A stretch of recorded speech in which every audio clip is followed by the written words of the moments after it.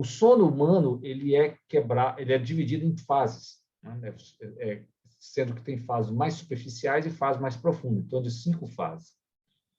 O que é mais importante é como se as fases superficiais fossem exatamente um ensaio para chegar no sono profundo, que é o que mais nos interessa. Provavelmente a gente dorme para tratar da nossa mente, do nosso cérebro, muito mais que do nosso corpo. Esse é o momento que o cérebro desliga e acontecem algumas coisas que só acontecem no sono, né? E por que o sono é desenhado desse jeito, acredita-se, do ponto de vista evolutivo? Porque, como o sono mais profundo é o mais importante, então, num ciclo de sono, que o nosso ciclo de sono dura 90 minutos, então, se você dorme 8 horas, é só você ver, né? 8 horas, 8 vezes 6, vai dar o quê? 480 minutos na noite, né? Você tem ciclos de 90, tá certo? Minutos.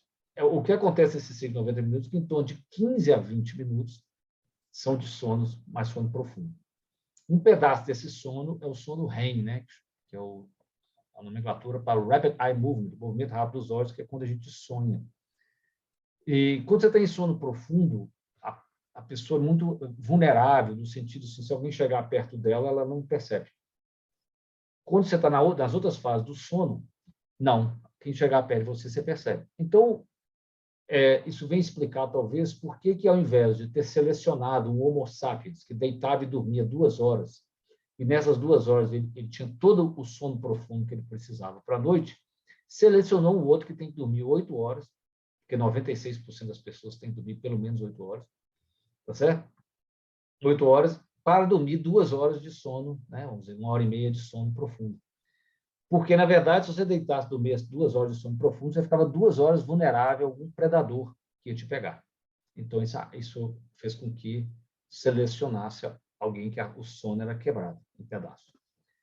Perfeito? Então, por que o sono, então, por que a mente é curada? Porque é quando a gente sonha. O que acontece nos sonhos é algo que só acontece ali mesmo. Ou, sob um transe hipnótico, você também tem estados sonambúlicos, né? De sonolência, de ter imagens do seu inconsciente que emergem.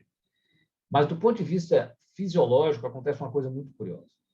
O cérebro é composto do neurônio e da neuroglia, né? Que são as células, que não são os neurônios que ficam em volta. A maior delas são os astrócitos, são as maiores células do cérebro.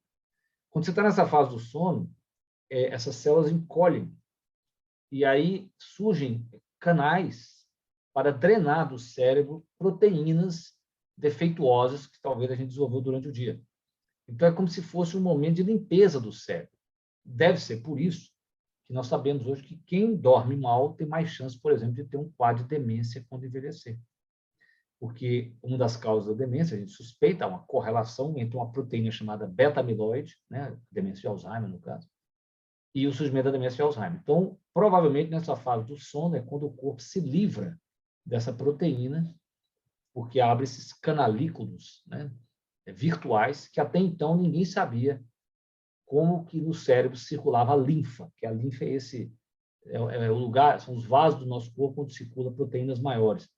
No cérebro, vamos dizer assim, são virtuais, só aparecem à noite. Então, mostra a importância de dormir. Então, eu sempre digo que dormir, o sono é uma coisa sagrada. E ela é sagrada. A gente tem que tratar como algo sagrado, um momento único.